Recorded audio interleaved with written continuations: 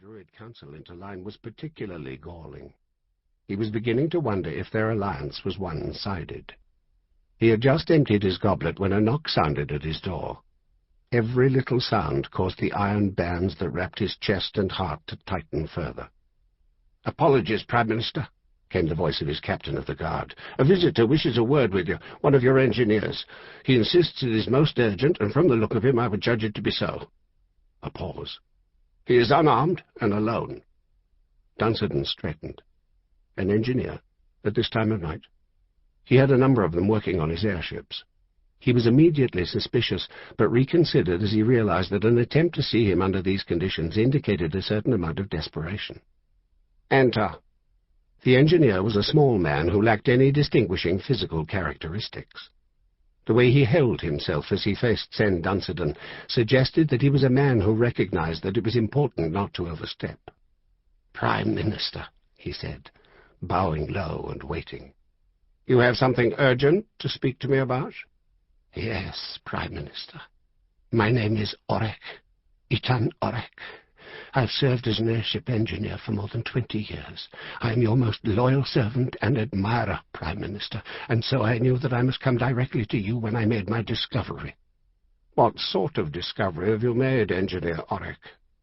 "I have been working on diapson crystals, trying to find ways to enhance their performance as converters of ambient light to energy. That has been my task for the better part of the past 5 years." "And so?" Orek hesitated. "My lord, I think it best if I show you rather than tell you." For a moment, Sen Dunstan considered the possibility that this might be an assassination attempt. But he dismissed the idea. His enemies would surely come up with a better plan than this if they were serious about eliminating him. At the airship field, on the north edge of the city, Itan Orek directed them to one of the smaller buildings. A sentry on watch came out to greet them. Clearly confused and intimidated by the unexpected appearance of the Prime Minister, he nevertheless hastened ahead of the entourage to unlock the doors to the building. The engineer led the way down a long corridor barely lit. 2 of Sen Dunstan's guards moved ahead, taking note of each place in which an assassin might hide, close on the heels of an impatient Itan Orek.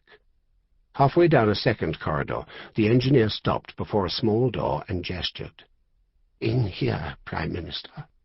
The room was a maze of tables and workbenches, racks of tools hung from the walls, and shards of metal of all sizes and shapes littered the floor. The Prime Minister saw several crates of diapson crystals, the lids pried open, the crystals' faceted surfaces winking in the flicker of the torchlight. Sen Dunstan looked at Itan Orek. "Well, Engineer Orek?" "My lord," the other replied, "it would be better if you saw this alone," he whispered. Sen Dunstan leaned forward slightly. "Send my guards away, you mean?" "I swear to you, Prime Minister, you will be perfectly safe, I swear." Sen Dunstan said nothing. "Keep them with you if you feel the need," the little man continued quickly, then paused. "But you may have to kill them later if you do." Dunstan stared at him. "Nothing you could show me would merit such treatment of the men in whose hands I daily place my life." "I implore you." For a moment, Sen Dunstan held the other's gaze without speaking, then nodded. "As you wish, little man.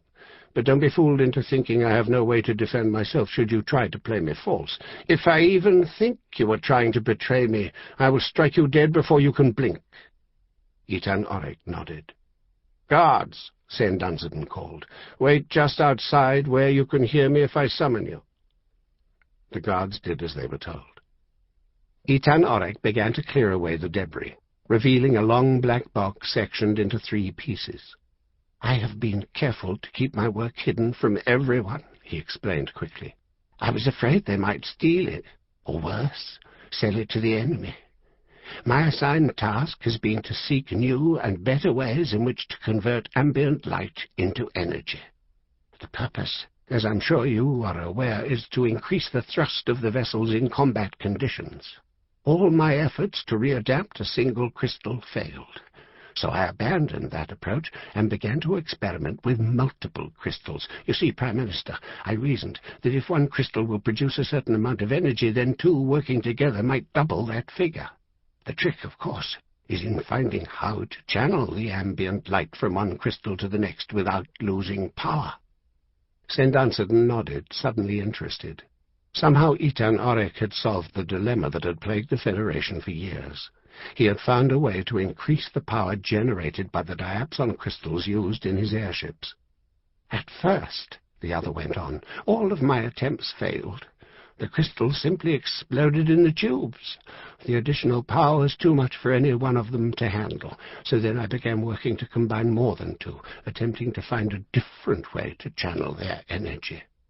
St. Dunstan could not contain himself. You found a way to increase the amount of thrust? The little man shook his head and smiled. I found something else, something better. He moved to the box and raised its hinged lid, revealing a series of diapson crystals of varying sizes and shapes that were nested in metal cradles throughout the 3 sections of the box. The crystals had been arranged in sequence, from small to large and in lines, but each one was blocked front and back by a shield carefully cut to its individual size.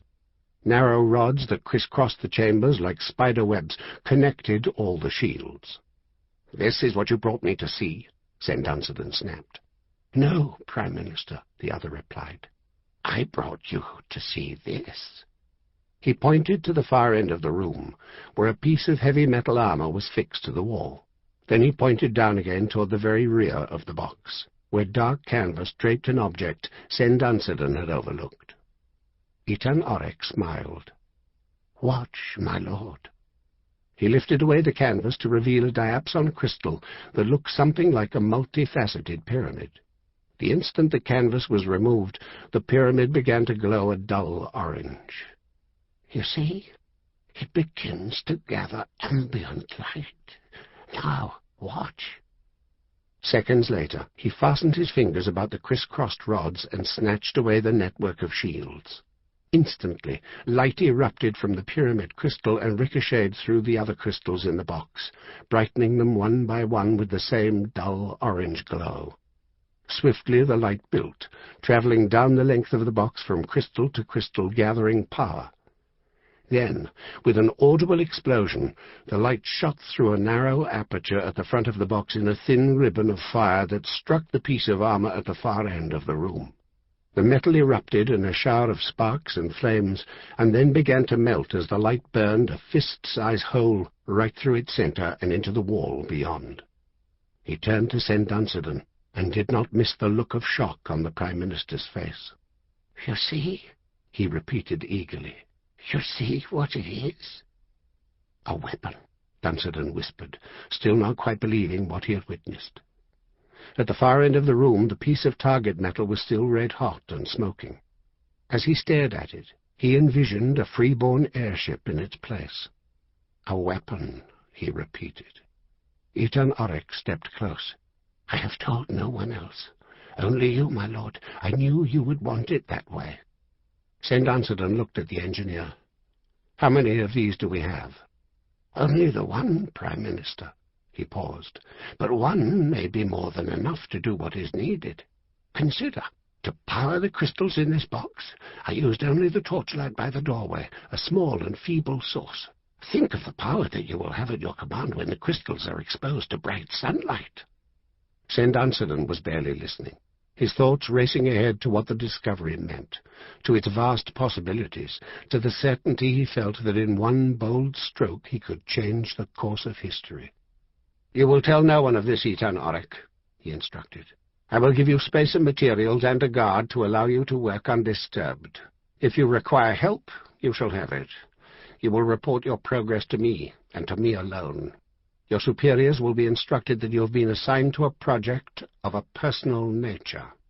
I want you to build me as many of these weapons as you can. Swiftly. If one is all you can manage, then one will have to do, but others would be most desirable and would enhance your reputation even further." He placed his hand on the engineer's narrow shoulder. I see greatness in you. I see a life of fame and fortune. I see a position of responsibility that shall transcend anything you have ever dreamed about. Believe me.